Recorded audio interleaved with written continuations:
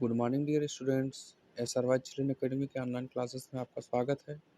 आज हम क्लास 5 के हिंदी के चैप्टर 2 का रीडिंग करेंगे और समझेंगे। बच्चों, ये जो चैप्टर 2 है आपका चित्रकथा है। चित्रकथा यानी चित्र के माध्यम से हम कहानी को समझते हैं। थोड़ा बहुत लिखा रहता है, ज़्यादा करके कि इसमें चित्र बना होता है। आप अभी चैप्टर में देखेंगे। चैप्टर का नाम है कर्तव्यपरायण सेनापति। कर्तव्यपरायण सेनापति का मतलब हो गया जो अपने कर्तव्य का पालन करने वाला सेनापति। केवल पढ़ने के लिए चैप्टर है। चित्रकथा के बारे में देख लेते हैं। राजा कौवा अपनी रानी और नौकरों के साथ वाराणसी के राजा के रसोई के घर के पास से गुजरा। कौवे की रानी रसोई घर में रखे एक व्यंजन को खाने की जिद करने लगी। रानी की जिद पूरी करने के लिए कौवे राजा के सेनापति ने किस प्रकार कर्तव्य परायणता दिखाई, इस रोचक चित्रकथा को पढ़कर जानिए। बच्चों, इसमें होता क्या है कि जो राजा कौवा होता है अपनी रानी और नौकरी के साथ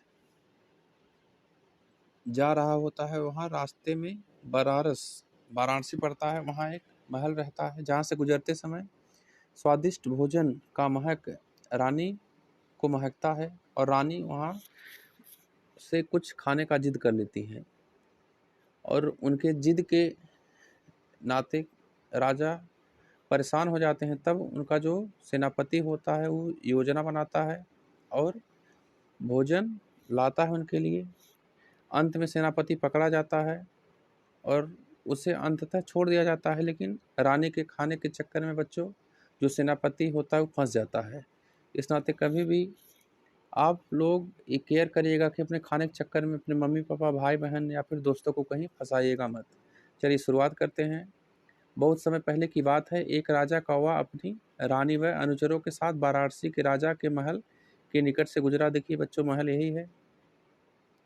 आगे चलते हैं। देखिए राजा रानी कौवे को दिख रहे हैं और यहाँ देखिए भोजन भी महकता हुआ दिखाई दे रहा है।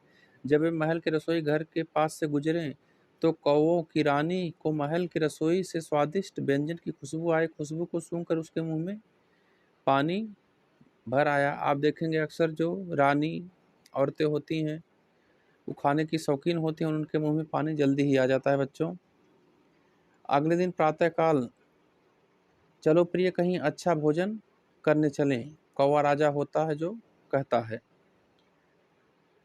और जो रानी होती है देखिए, वाह कितनी स्वादिष्ट मछली की खुशबू है, मज़ा आ जाए यदि इसका एक टुकड़ा खाने को मिल जाए। तो देखिए दूर से ही देख गई वहाँ मछली पका है और खाने के लिए इनके मुंह में पानी आ गया है। राजा जब इनसे कहता है अगले दिन प्रातःकाल कि चलो कुछ खाया जाए, तो जो रानी होती है भोजन करने से मना कर देती है। जैसे देखिए, मुझे ऐसा भोजन नहीं खाना है।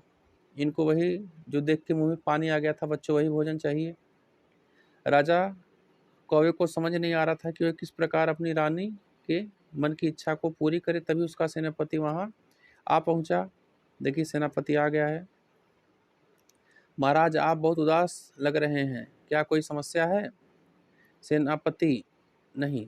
दोस्तों देखते हैं। राजा कौवे ने अपनी पूरी बात सेनापति को बताई। यह सुनकर वह मुस्कुराया। इसमें चिंता करने की क्या बात है महाराज, मैं इसे अभी करके दिखाता हूँ। सेनापति अपने चुनिंदा 8 बहादुर कौवों को साथ लेकर महल की ओर उड़ चला और वहां प्लान बनाया। कह रहा है कि सब ध्यान से सुनो, जब रसोइया भोजन लेकर निकलेगा तो मैं उस पर आक्रमण करके भोजन गिरा दूंगा। बस उसी क्षण तुम में से 4 कौवे अपनी चोंच में मछली भर लेना और बाकी 4 चावल। फिर तुम सब रानी के पास चले जाना। यह प्लान बना के सब बैठ के देखिए इंतजार करें। तभी रसोइया आया। बच्चों देखिए होता क्या है, जब रसोइया भोजन लेकर निकला तो सेनापति उस पर आक्रमण कर दिया। देखो आ ई चिल्ला रहा है रसोइया। हुआ कि आगे देखते हैं। सेनापति की योजना सफल रही। भोजन गिर गया और कौवे क्या हुए, भोजन को लेके, मछली और चावल को लेके रानी के पास चले गए। आगे देखिए होता क्या है। जो राजा होता है वो आदेश देता है, वाराणसी का राजा, कि उस दुष्ट कौवे को पकड़ लो जो भोजन गिरा दिया था। कौवे को पकड़ लिया जाता है। सेनापति कौवे को पकड़कर राजा के पास लाया जाता है। राजा पूछता है, मूर्ख कौवे, क्या तुम हमें बताओगे कि अपने प्राण गंवाने का यह कार्य तुमने क्यों किया? देखिए इसकी जान जाने तक की नौबत आ चुकी है। आगे देखिए कौवा क्या कहता है।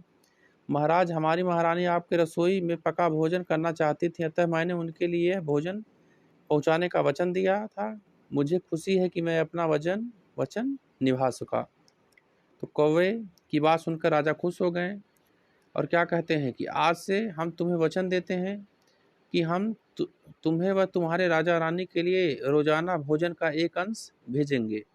राजा उस कर्तव्य परायण कौवे से प्रभावित हुआ, उसने उसे मुक्त कर दिया। कौवा देखिए छूट गया और कौवा क्या बोला, धन्यवाद महाराज। तो बच्चों, चित्रकथा ये आपको समझ में आया होगा, एक बार फिर से देख लीजिएगा। धन्यवाद।